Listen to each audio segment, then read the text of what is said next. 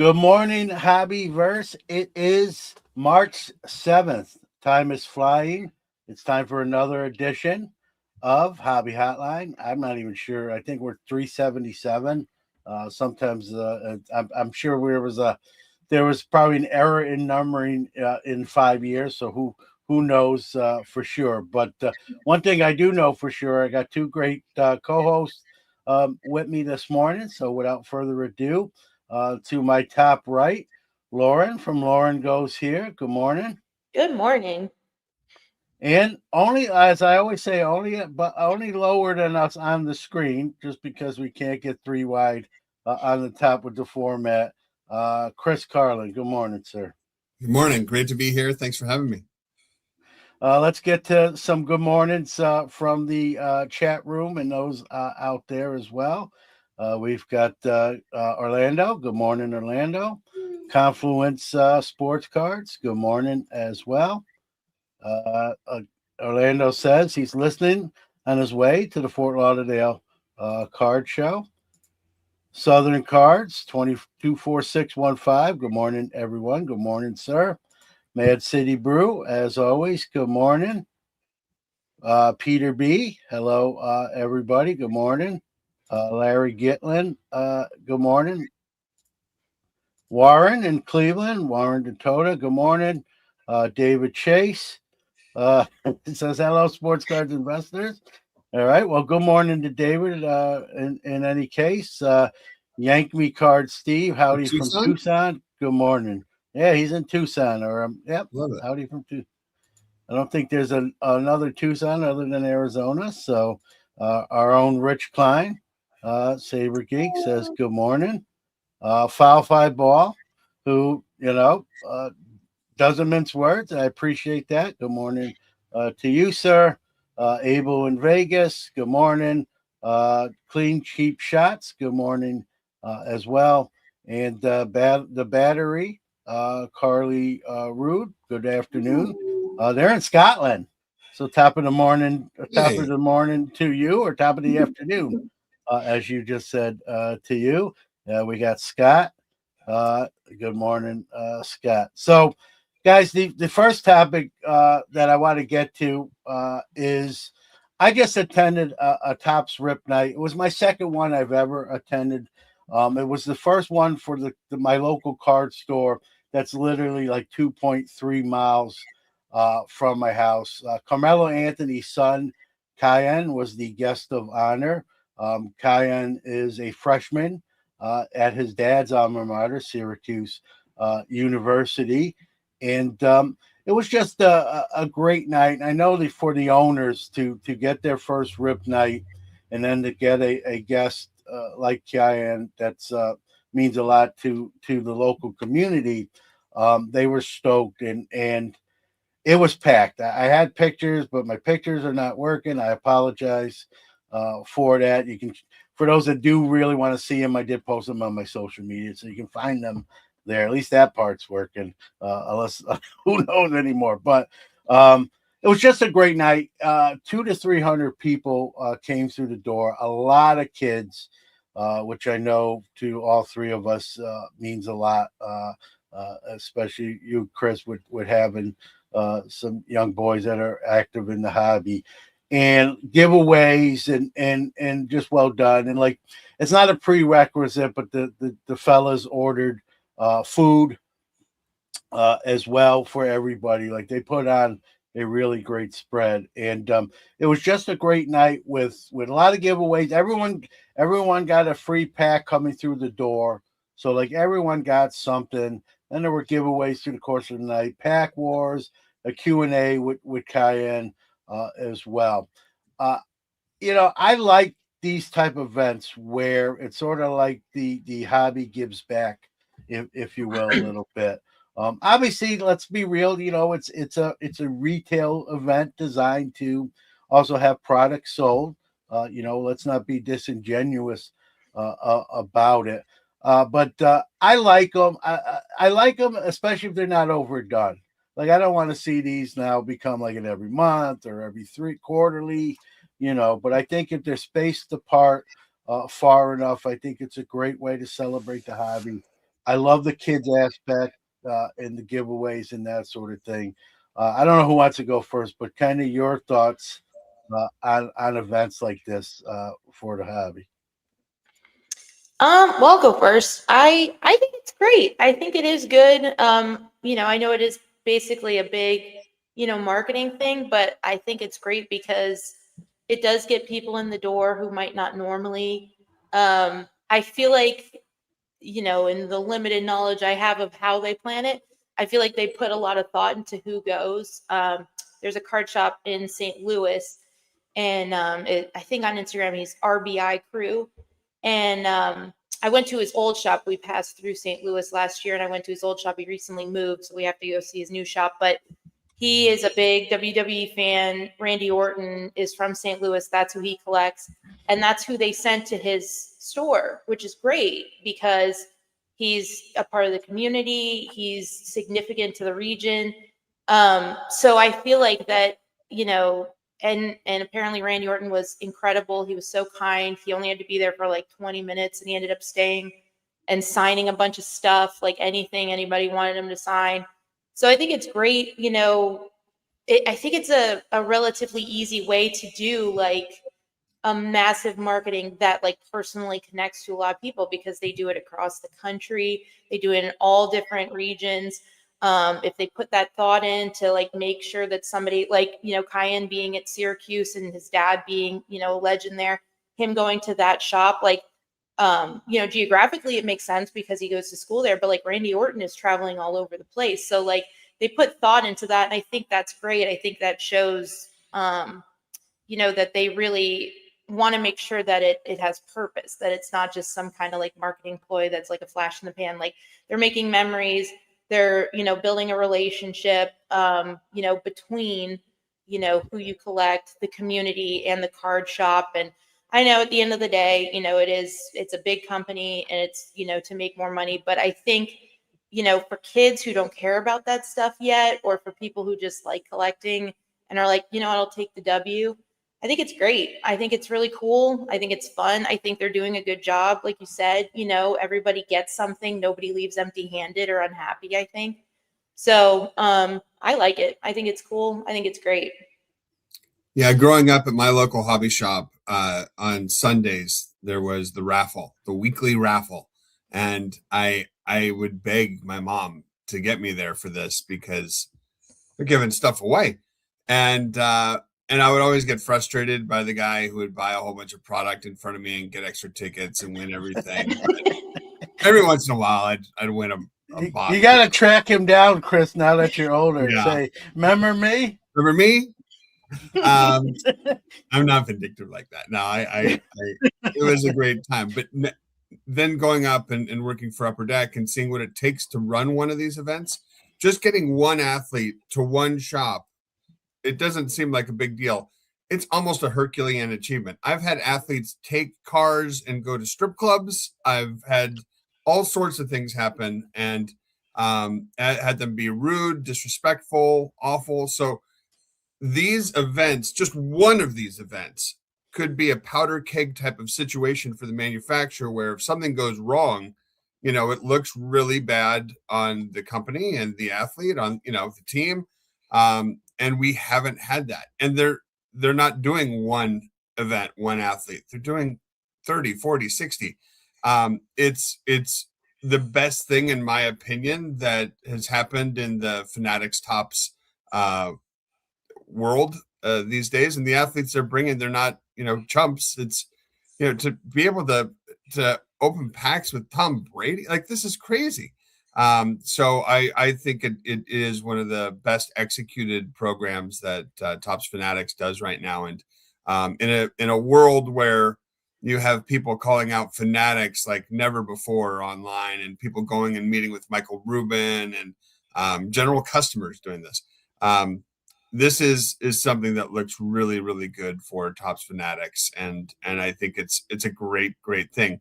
We're making core memories with these folks that are going to last a lifetime. It'll keep them coming back.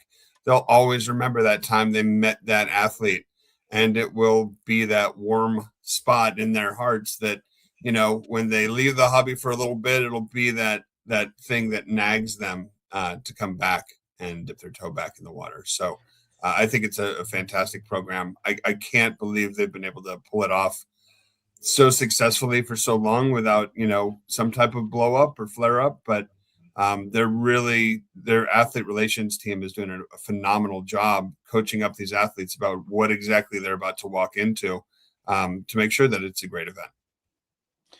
Yeah, no doubt. Well said, Chris. Let's get through a couple comments. Avon Vegas talking about the frequency of them. One rip night per quarter per major sport may be adequate. I don't even know if I want that many, folks. I'm good with maybe two. I know the first one, like this one, as Rich here says, coincides with the start of the baseball season and the release of the flagship baseball product, which makes sense. I mean, I get that. That 100% makes sense. At the one here we had in Syracuse, a gentleman pulled a Paul Skeens auto card number to 25. That just probably made his year as well. And the one thing I would like, and you alluded to it, Chris, how hard it is working with these professional athletes, right? To get all these ducks in a row and get them there and what to and expect. it's not just athletes; they have entertainers too. It's crazy, the types of people they're bringing in, and this is the promise they made, which is great that they're living up to it. Yeah, so and they did this not just here in the States, but even in Europe and some of the shops there.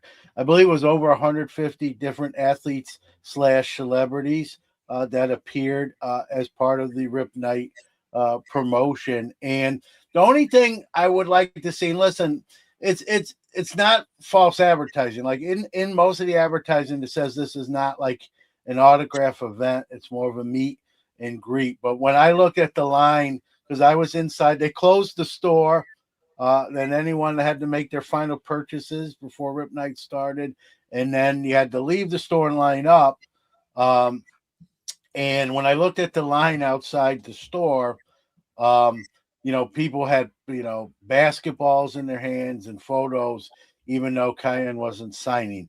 Now, I'm not going to, he might have snuck a few signatures in, but it was mostly high fives to the kids, a Q&A, ripping packs with the kids and that sort of thing. What I'd like to see, like I know, they're there generally an hour max to between 30 minutes an hour, and they can't sign for everybody. I fully get that. What I'd like to see maybe, and it would take more, like you said, it's hard enough to get them there in general, but maybe even where they could have signed before the event, 50 cards, and those could be given away. So, because I know there were a few kids here at the Syracuse Rep Party, guys that were disappointed that, I saw a couple with tears rolling down their face that they did not get a Kyan autograph. And obviously it's not Kyan's fault. We're not mad at him, but I think the kids didn't, the kids just assumed that he was going to be there. I could meet him and get his autograph. So maybe if they had like 50 or 60 cards, like pre-signed in advance, where they were just either given to kids only or giveaways of some sort.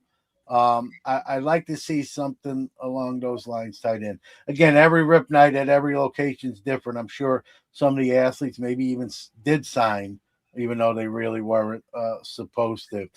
Just some of the thoughts, and especially from you, Chris, you've dealt with a lot of these logistics. I mean, that definitely ups the ante, but could it be pulled off? No, not at the scale that they're doing it. There's too many different athletes. You can't just do one type of release for all of them. They all have different agreements with different companies for what they can sign, who they can sign for. I know that sounds a little Jerry Maguire-ish, in the beginning of Jerry Maguire, I only signed top shelf cards.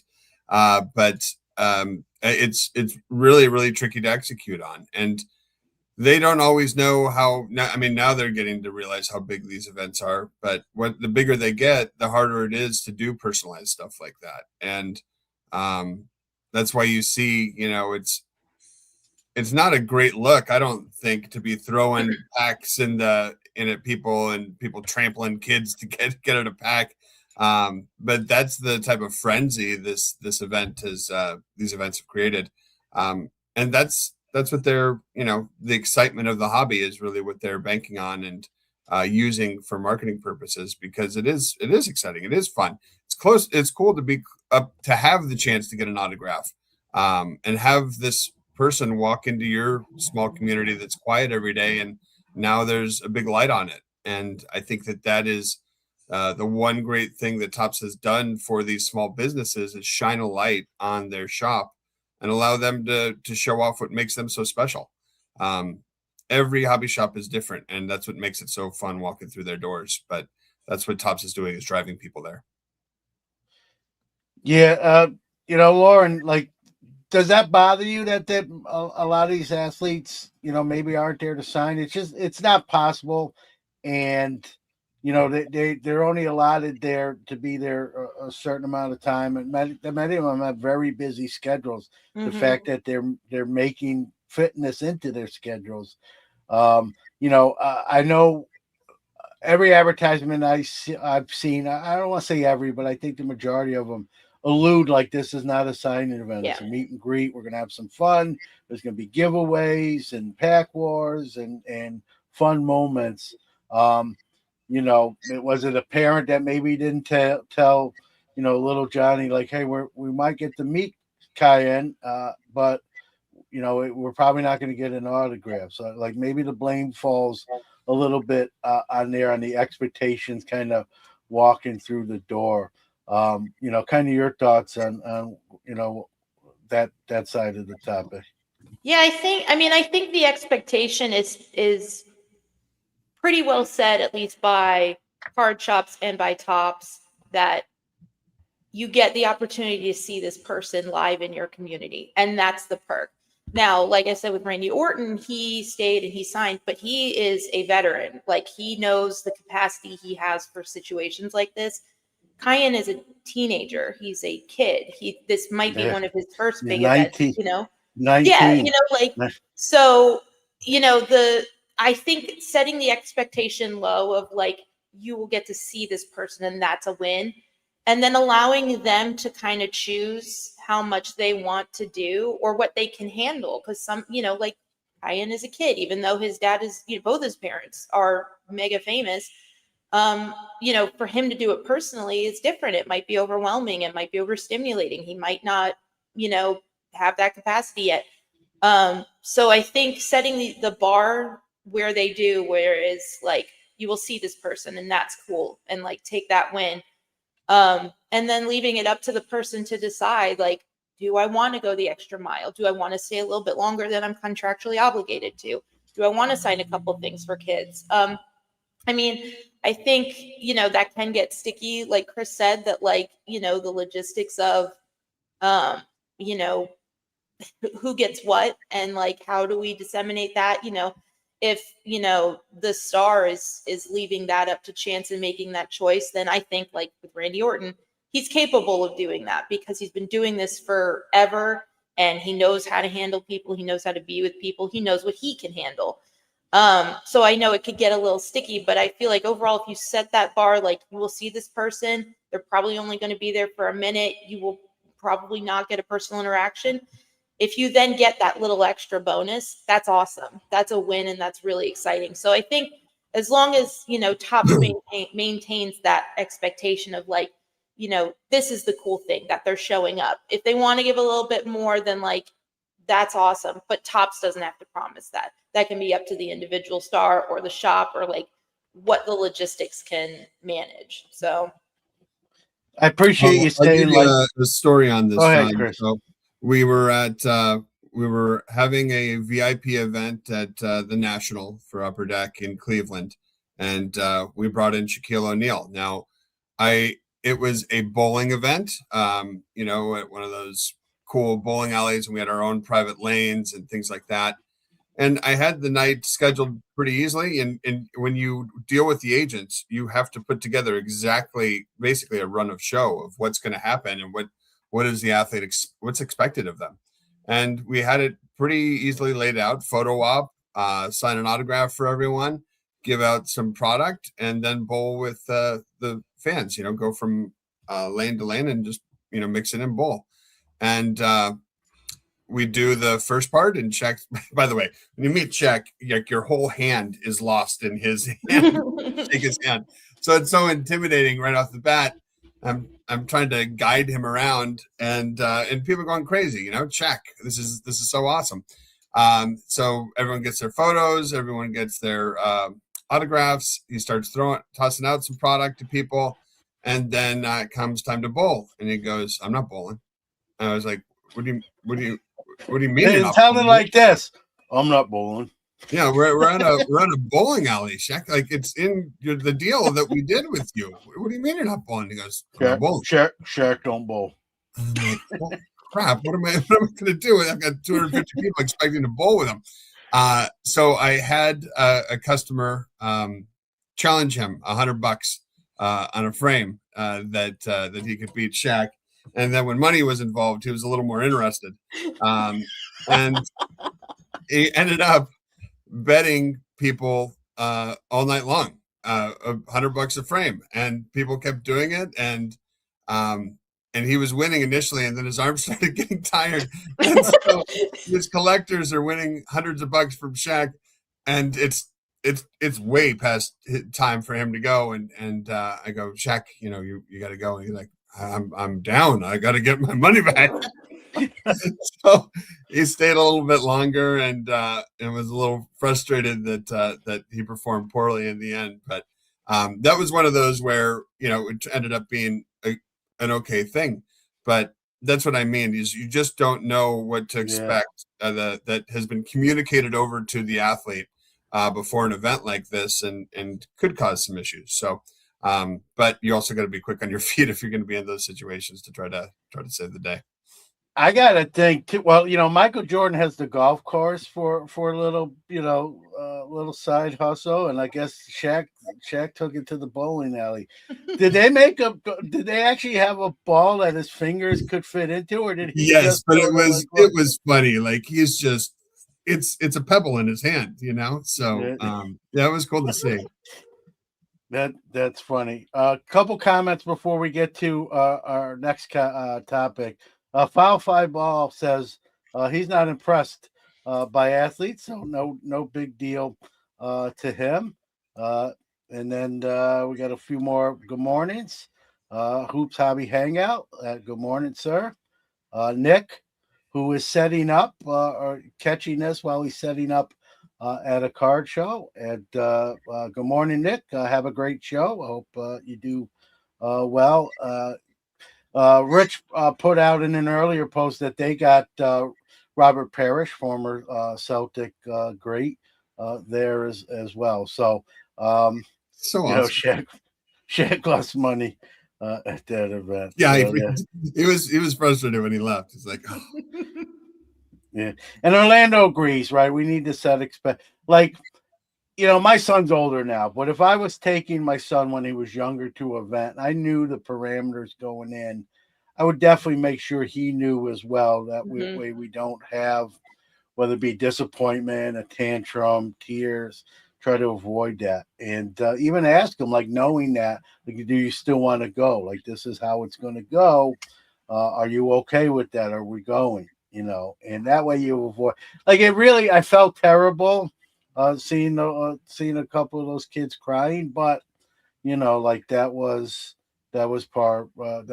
really what like Chris pointed out, and Richie even pointed out what Chris said, right? At 19 with NIL, there might be some rules going on there. So, but it was at the end of the day, right? It was a great event. There was more cheers than tears.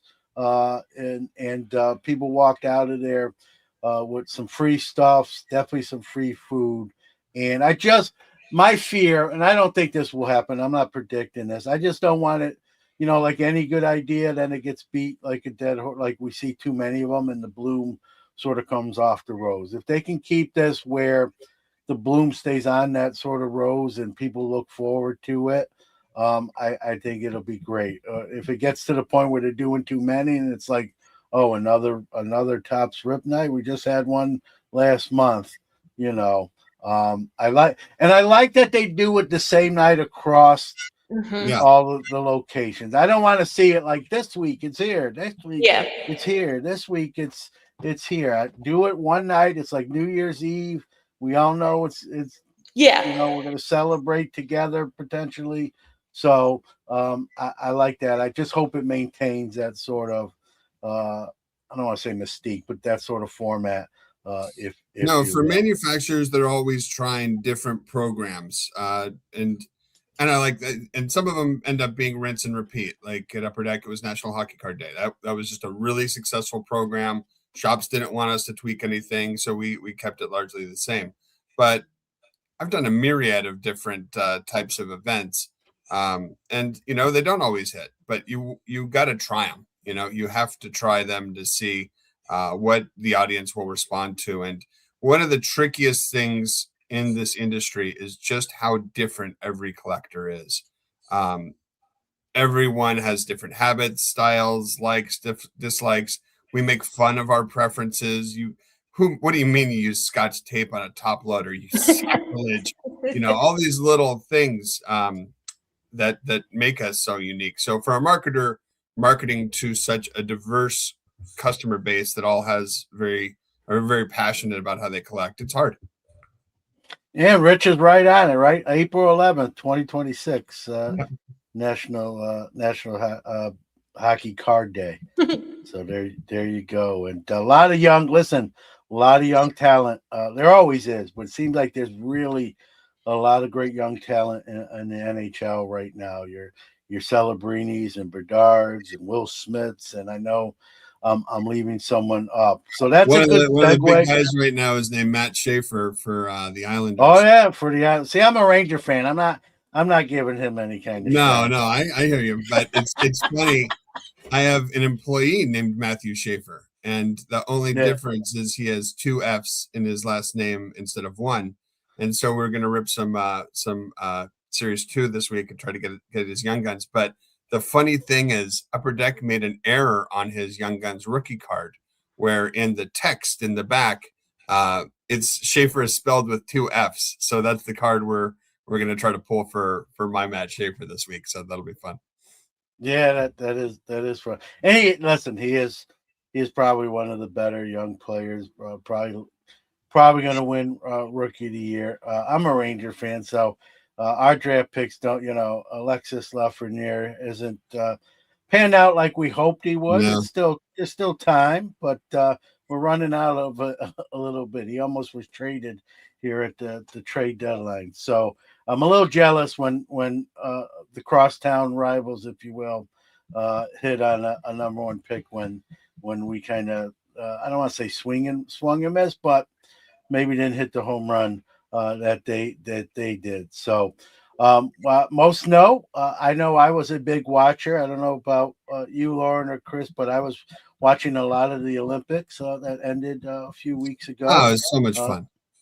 Yep, and both the U.S. men's and women's took home the gold, both in dramatic fashion, both in overtime with golden goals. Jack Hughes on the men's side, Megan Keller on the women's side, and the women were the favorite, although they really had to rally late to get it done. The men's were a contender, but not weren't considered the favorite.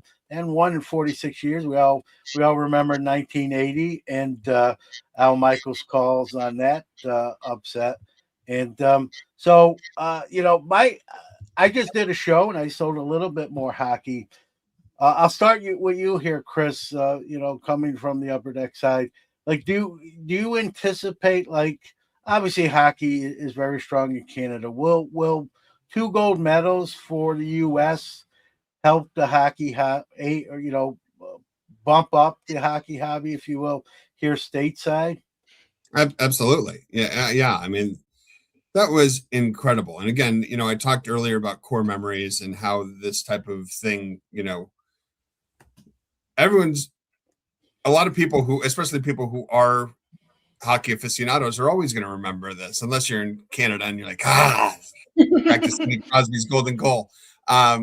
So I think that this will be a difference maker for the industry for the sport and for collectibles.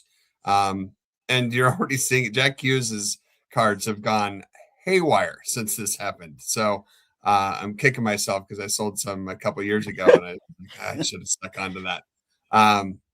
But you just don't know. You don't know who's going to be the star, and that's what makes it exciting. And what a great person you have to. Someone asked in the chat here, is there a list of athletes to stay away from? And yeah, there's kind of a blacklist that's not spoken about or advertised.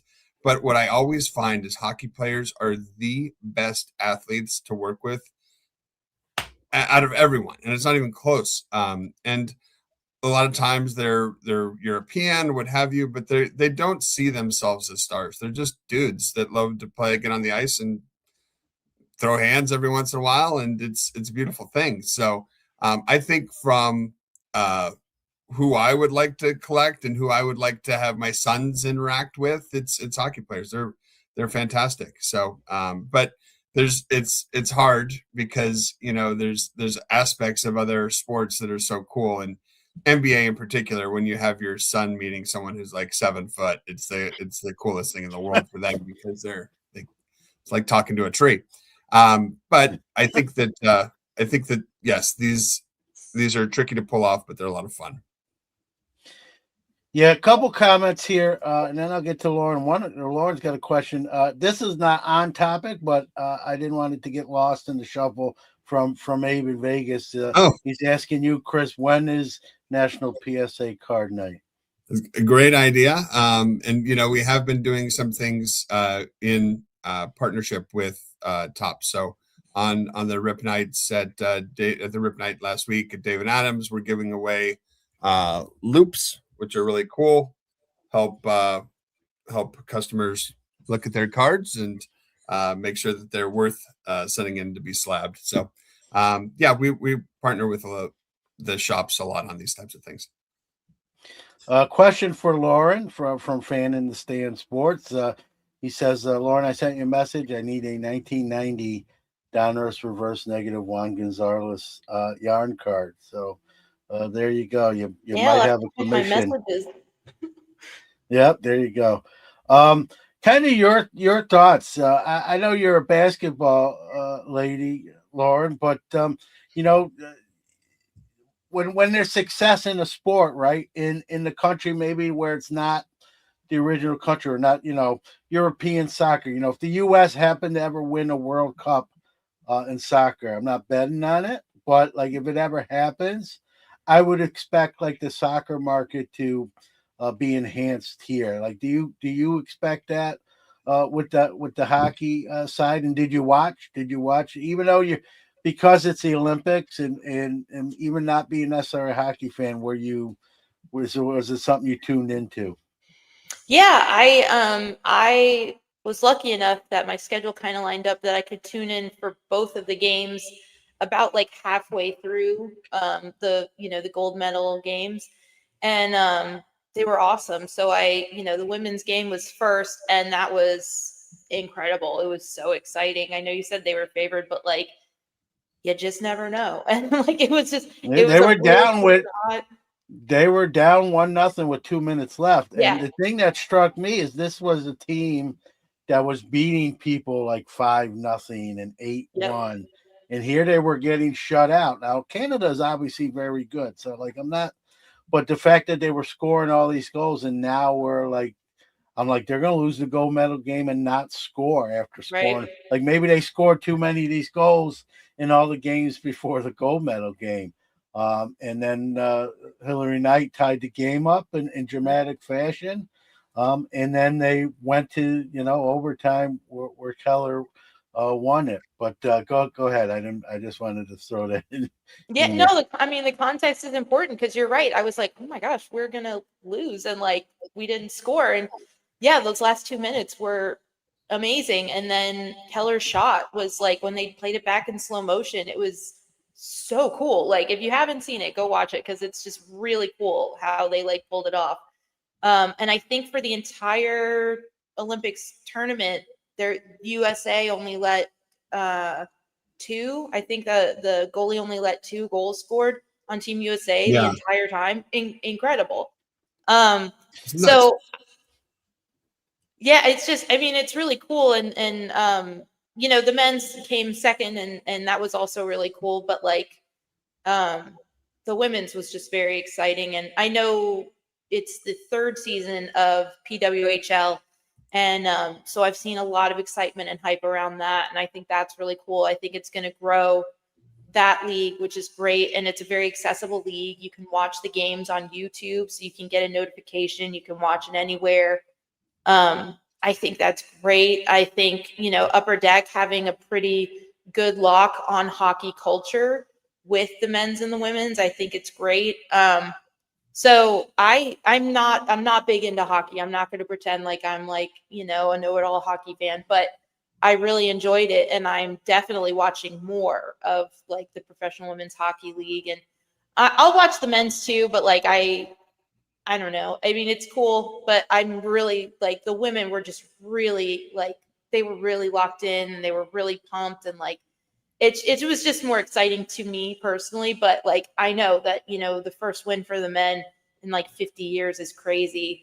That's so exciting. But like, the women, they've been consistently good, which I think is also exciting.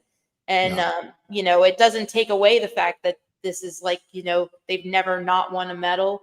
But so I mean, it's 2 very different ways to be excited about a sport, and there's never a wrong way to be excited about a sport. So I'm really happy that people are into it, and I'm into it more, and I love that. It grows.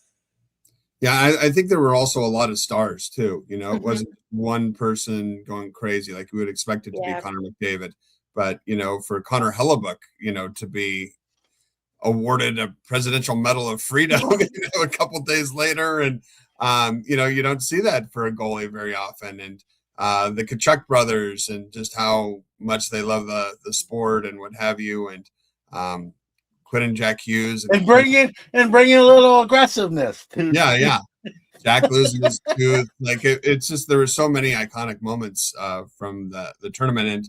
And I was watching the first WBC USA game last night with my kids, and it's got the opportunity to do this a couple times in a row here. But I think Japan and the Dominican Republic will be really tough teams in that program. So, but it's fun that we get the Olympics, the WBC. Like, it's one of those years where we're spoiled as sports fans. Oh yeah, and then March Madness is coming up right after that, and baseball starts. No big deal. Mark, never heard of it, Chris. Oh no, I'm kidding. Yeah, it's great. And shout out to, like, not that it's about one guy, but if you watch that gold medal game, Connor Hellebuck was standing on his head. Some of the saves he made just with like the edge of the stick, where the game would have been over. If that gets by him, we lose, and we're talking about a different story. And he played, and the thing was, he played well the whole tournament, but it just was amplified, that gold medal game against a Canadian team that knows what they're doing, with plenty of all NHL firepower. And he was just, they were outshot. I mean, I know, John Cooper, the Canadian coach, said, "Oh, the better, we played, maybe outplayed them, and they made one more play." And that might be the case. But thanks to Hellebuck making some just incredible saves on his back, with a stick as he's going in a different direction. And here we are. And by the way, both of those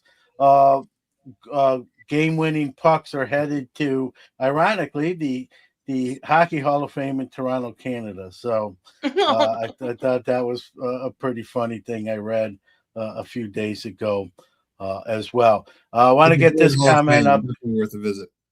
Yeah, it's on my list to do. I've been to Toronto, but I haven't got there yet. Carl from Oz says, "Good morning, Lauren, Chris, John, and all. It's 3:30 a.m. here, and I missed the start, but I'm ready to go now." God bless you, Carl. At 3:30 a.m., I'm hopefully still sleeping or going down my stairs, hopefully successfully, to hit the restroom. But you're watching Hobby Hotline. I'm joking, but we do appreciate it. And Carl asked too, for Lauren. He asked Lauren, like, why don't we see more? Right here, let me put the comment up.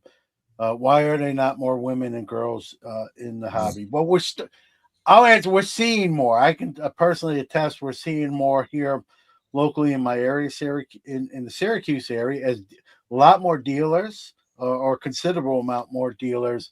And whenever, every year I go to the national, it seems like that's we're seeing more, and even on the corporate side as well. So I think it's getting better. I'll let Lauren kind of chime in here first. And I know Lauren's have been on my program when we've talked about this, but for those that may not have heard that, Lauren, I'll let you weigh in here. Yeah, I mean, I agree that I think there are more and more coming in, which is great. I think on your show, John, I mentioned an anecdote when we were at the Dallas Card Show in January. There was a girl, she was probably about like 12, and she was negotiating with my husband at our table. Like, she worked out the deal, several deals actually, and she would come over, talk to him, run back to her table, and I guess maybe talk to her dad or get her money, or for whatever reason she would come back and forth. And she the thing I liked about that is, I won't like rehash it because people can go watch the episode of Sports Card Nation, but I liked that she felt safe in that room and she felt comfortable talking to grown men. Like she was okay, navigating back and forth. She was able to talk to my husband, who's almost 40, and get a deal done. And she wasn't like scared or intimidated. She was open to negotiating. And it was a really impressive sight, because I know at 12 I couldn't do it. Like, I'll just be honest. At her age, whether she was 12, or I mean even at like 16, I know I couldn't do it. And I think again, like I said in the show, so I hope people go watch it on Sports Card Nation.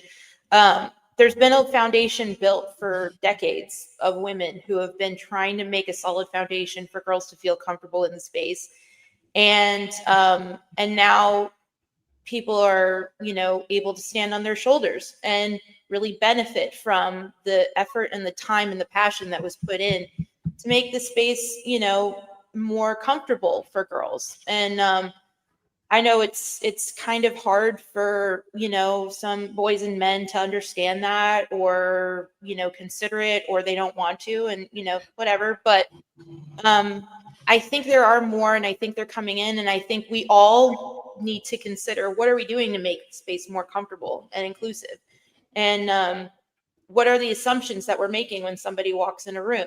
I think also kind of goes hand in hand with race. I think that some Black collectors are also overlooked, and kind of assumptions are made about what they know and what they are there for. And so I think that everybody kind of just needs to reflect on, like, what is hindering you from like experiencing the hobby with these people, because they're there.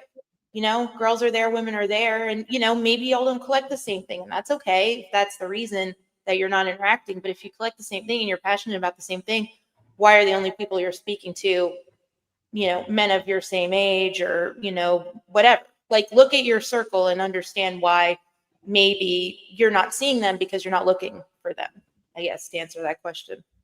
Yeah. I also think the hobby today is more welcoming than it has been in the past, and that's what really needs to happen. I think the first thing is, like, if you're a woman in the hobby, I think there's that fear or trepidation of being accepted, or how you're going to be perceived or looked at. And so if that sort of veil goes down and goes away, and that sort of prejudging stuff, I mean, it's never going to not exist. Yeah. But if the percentages go down of that kind of behavior, I think it has, and it continues to. And that's why we're seeing even more. And I think we're seeing a lot of women say, "Hey, listen, I don't care what you think," right? Which is a great like, I love the hobby. I'm in it, and that's your problem if you got a problem with it. And that's, and maybe not every woman in the hobby thinks like that. Maybe they're a little bit. Some are more shyer than others, but I like the fact that I was set up. I've told the story in the pod. I'll make this story a lot shorter than it is. I was set up with someone I knew, and this is probably double-digit years ago at a show, and a young lady came up to him, and he was pretty rude to her, to the point where, I went right up to him and said, "Listen, man, like that was terrible, and you, to me, I would like find her and apologize. I'm very shocked by how you treated, and." He didn't even really realize it until I sort of which would probably made it to me even made it worse. That it took me to like say, "What are you doing? Like that's terrible." And I don't remember him doing that, but at least I felt better like that. Hey, like you can't treat people like that, just in general, but even more so. And I hope he learned his I hope he learned from that experience, and I hope he changed his attitude with that. But I think that's become more the exception, thankfully, than the rule, if you will. And those folks that think like that, I think there's less of that thinking.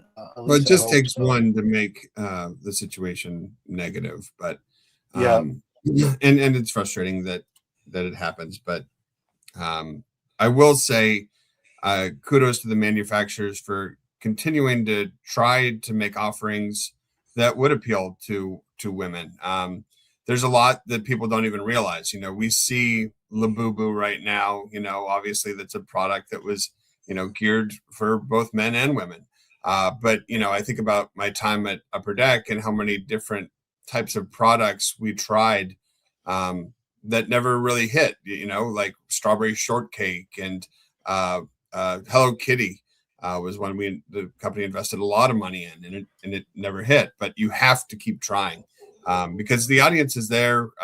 They collect a little differently sometimes, and but it's just better, I think, if everyone's involved. So kudos to the manufacturers for still trying with different products.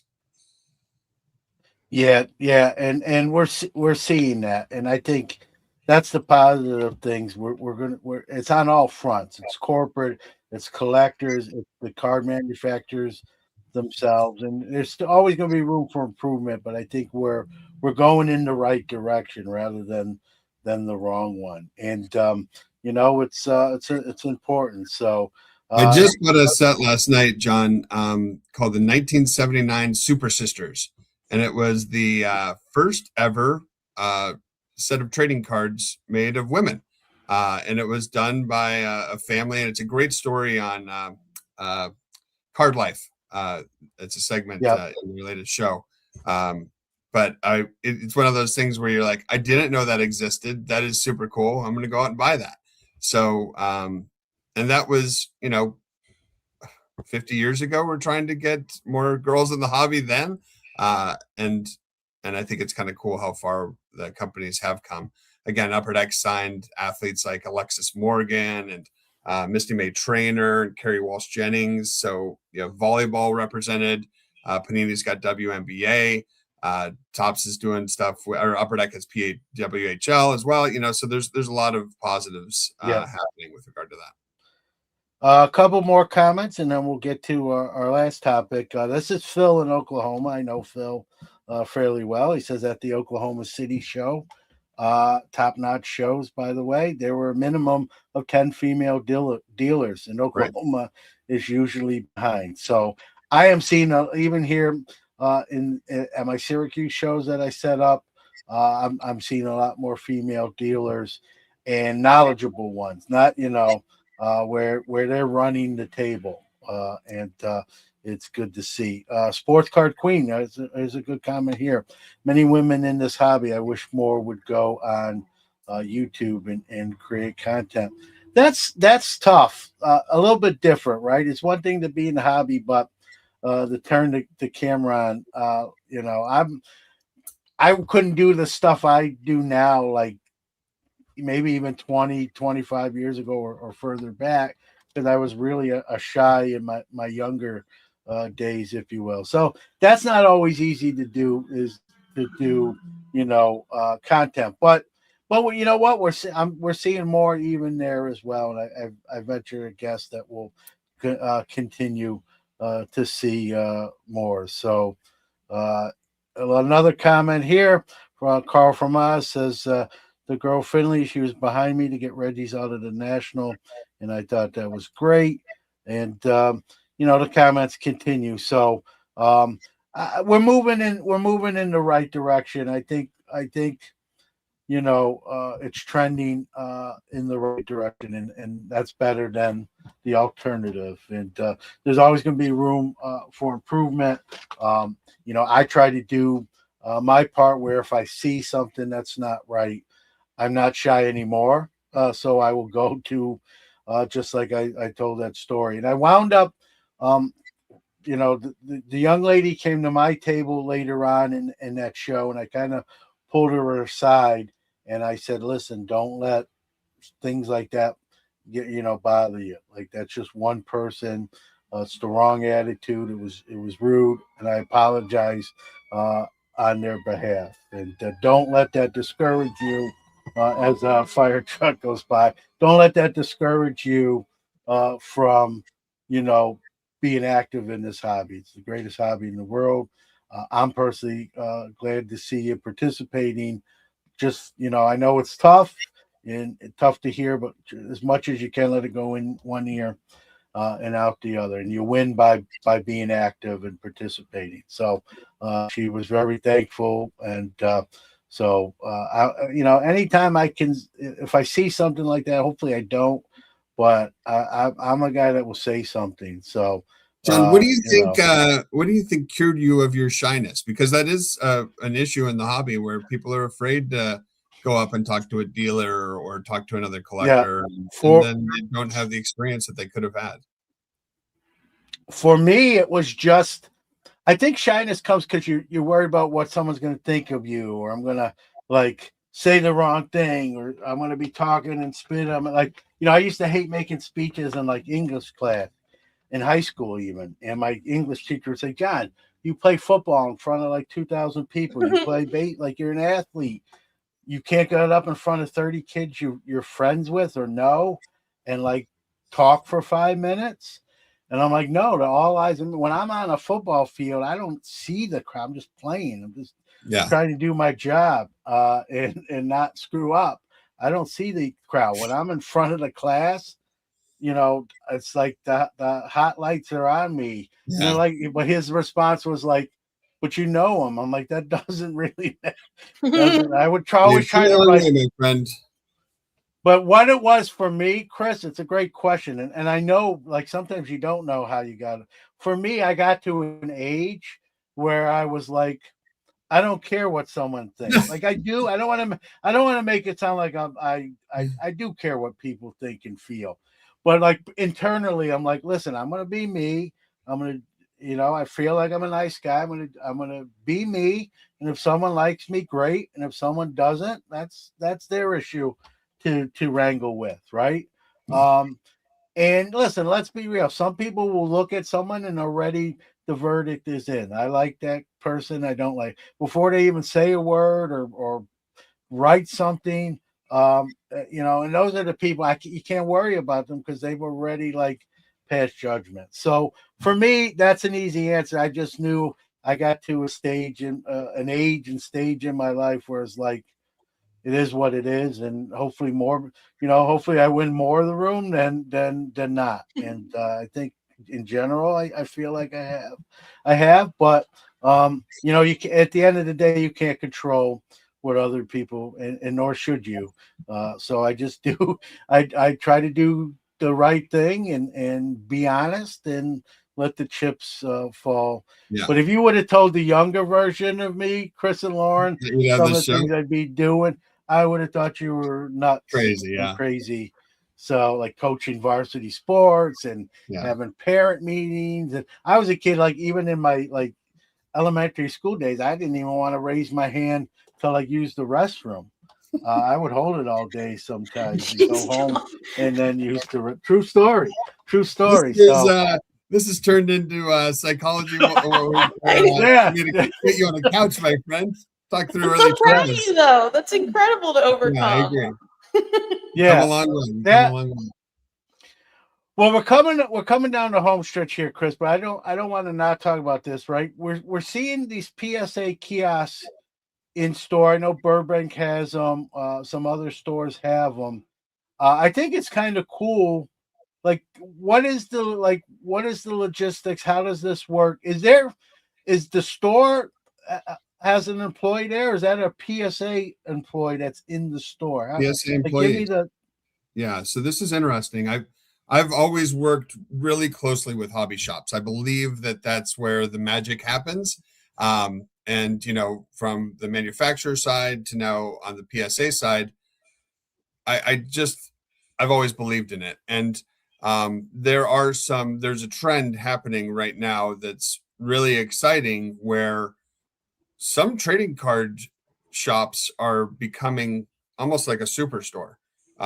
And so I was at a conference last January and I was talking with Rob Veras of Burbank Sports Cards about what he was doing. And it was just, I had never heard of someone doing this. He bought a Rite Aid liquor or a grocery liquor, what have you, drugstore, and was converting it into a sports card store. And I was like, are you nuts? Like, this is crazy. And I've known Rob long enough to know that it was going to work. And so I wanted to work with him and say, let's do something that's never been done. Let's put an actual shop in a shop, a PSA submission center in a shop. And the reason why I believe in this is, when I came over from Upper Deck, we were doing some events, but now we're doing hundreds of events a year. What we've found is that when people can be face to face with someone to talk to what type of collector they are, where their collecting journey is taking them, it's really good for that customer to have someone to talk to and consult with regard to how they want to have their item graded, because there's a lot of different ways that you could skin the cat there. You could grade the card, you could grade the autograph, you could grade the card and the autograph, you could do authentic only, and that guidance is really important. So what we saw from those events is that people want us to come meet them on their own turf. They want to speak to a human being. And that's why it made sense for us to look at something more we could do in a hobby shop. I talked earlier about you got to try different things in this industry. And this was one that definitely has gone gangbusters for us, where people feel safe coming and dropping off their items. I found that people have a lot of trepidation about putting their valued item, their favorite collectible, in the mail. And to hand it right to a PSA employee feels a lot better to them after getting the guidance they need. So we started it with Burbank. It's gone very, very well. And we wanted to look at other shops that were doing similar types of stuff and had a lot of real estate. So Cards HQ in Atlanta made a lot of sense. We started that in December, and it's gone very well. Then we opened up Dave and Adam's Card World in New York City. They're right by Times Square, and that's been sensational. And then the one that's been just crazy is Mojo Breaks, which we just opened around the Super Bowl, and they're in Santa Clara up in the Bay Area. But the area that they had for us, it used to be a paint store, so it's where they used to mix the paint. So we have a big area in there, and it's been wonderful for us to be able to engage with customers in that face-to-face type of environment. So I think that we'll be doing more of these in the future. I think that'll be a slower rollout, just given the fact that we're a little bit capacity constrained. We don't need more units per se, but it does make sense for people if you've never graded an item or have questions about the process, or you've graded something in the past and weren't happy with the results, or we're happy with the results. Come talk to someone. And you can check that out where the team is going to be every weekend at psacard.com/events. But these other centers are kind of an always-on type of center. So 2 PSA employees are staffed at each location to really help guide people on the right collecting journey. So if I heard this right, and I didn't realize this, Chris, this was your idea, Mike.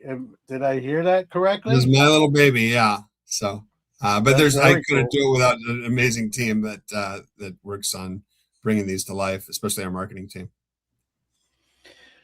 Was there any once you came up with this idea and you brought it to the powers that be, did it go pretty smoothly? It was talk about. Well, we looked at what was happening at GameStop, and for me to be able to have the manufacturer experience, it felt very much hobby and retail, right? So GameStop is that retail market. Why can't we do something in a hobby market? And you think about where some of the biggest cards are pulled; they're pulled in some of these big shops that have higher allocations. So it made sense to partner with them. And then what the shops love about it is there's a lot of people that, as big as Rob Vers's Burbank Sports Cards is, there's a lot of people that don't know he's there.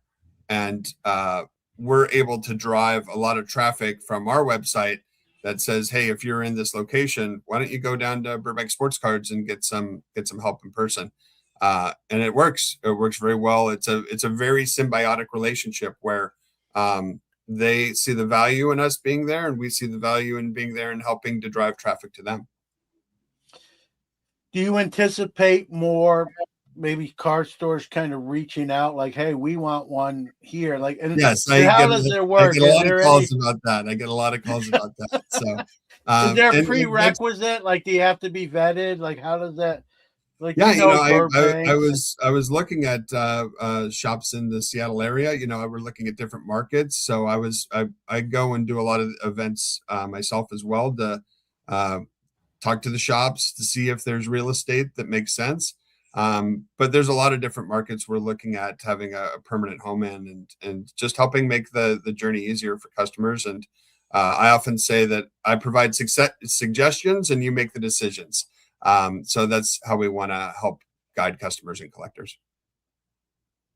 Yeah, I thought I found it very interesting. And see, I'll be very blunt. I would not probably drop my cards off at GameStop.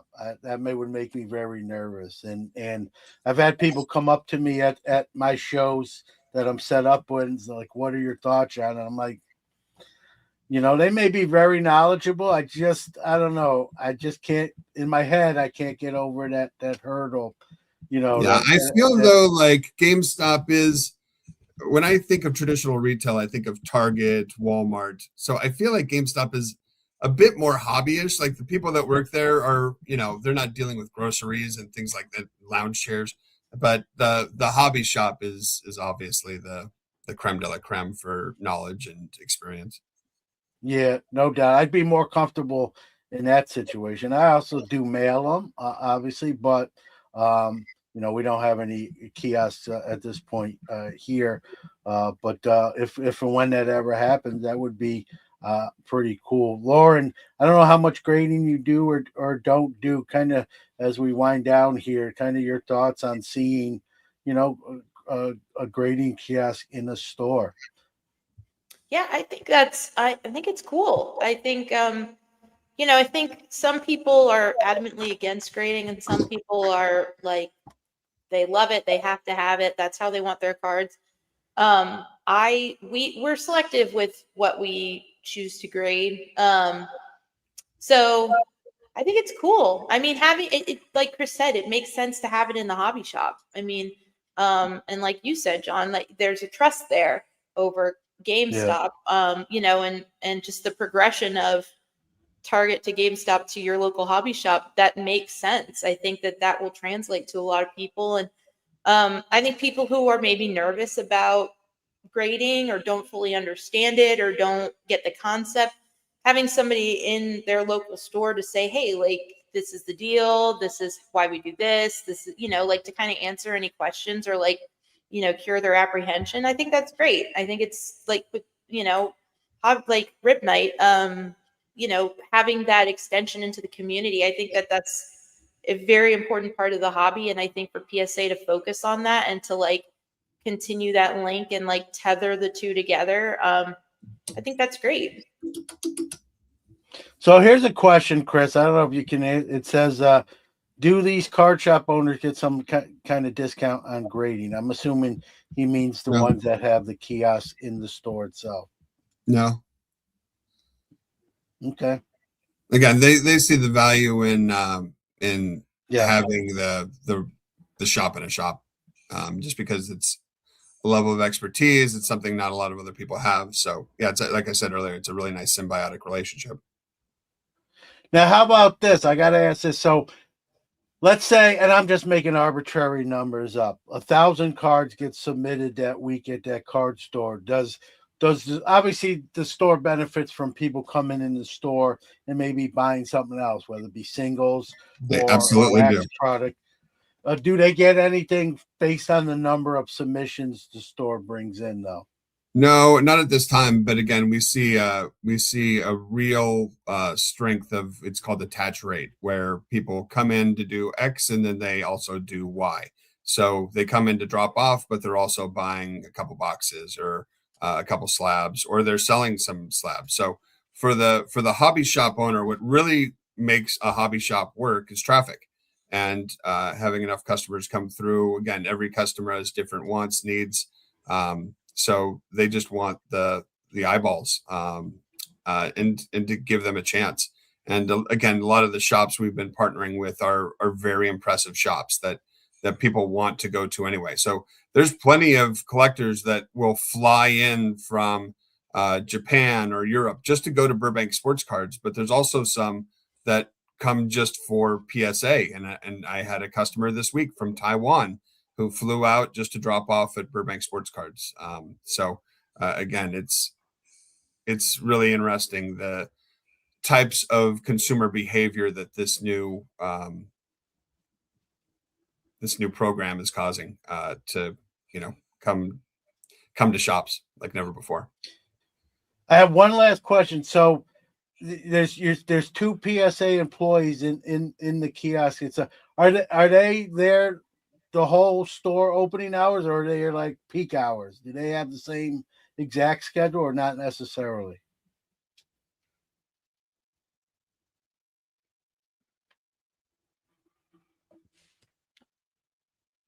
Did we lose you, Chris?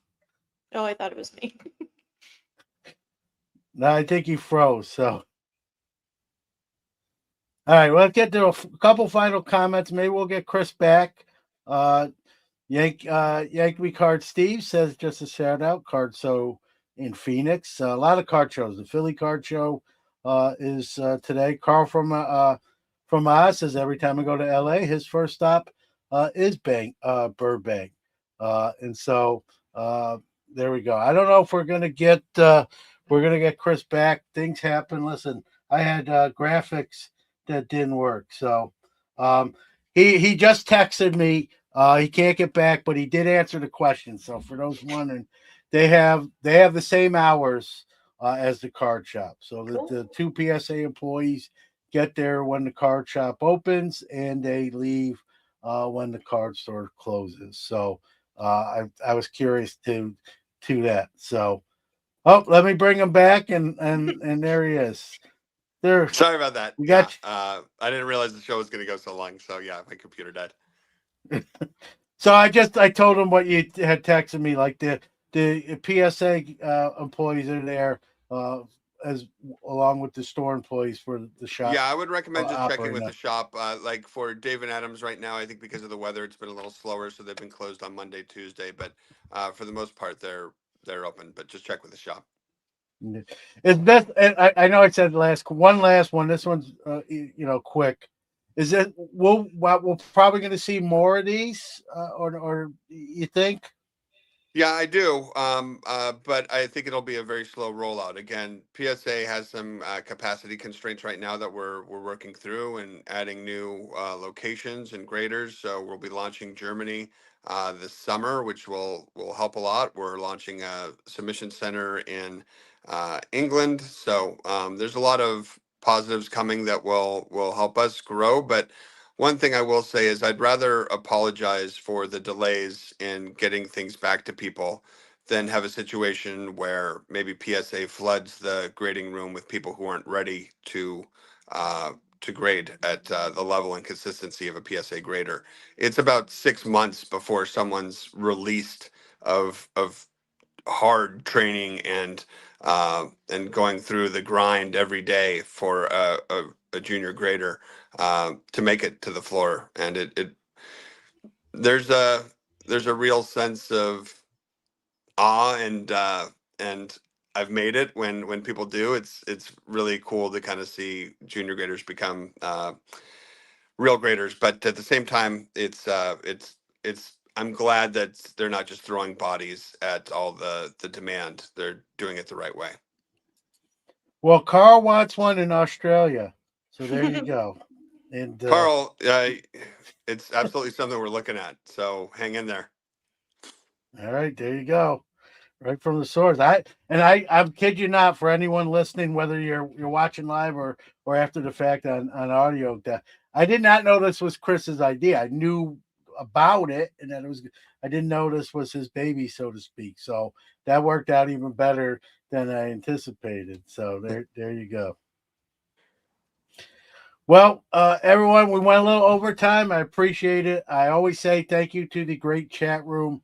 Without you, the show is not as much fun. It's funner. And even if you're not in the chat room and you're listening to us after the fact, right, it's still you're giving of your time in that fashion, and we appreciate you just as much. Just a reminder, we're live every Saturday, 11 a.m. Eastern, 8 a.m. Pacific, generally with 3 new faces on the screen, and usually new topics as well. So we went a little overtime. We appreciate it, and we'll see you next week. Thank you, Thanks, Chris. everybody. Thank you, Lauren. Thank you.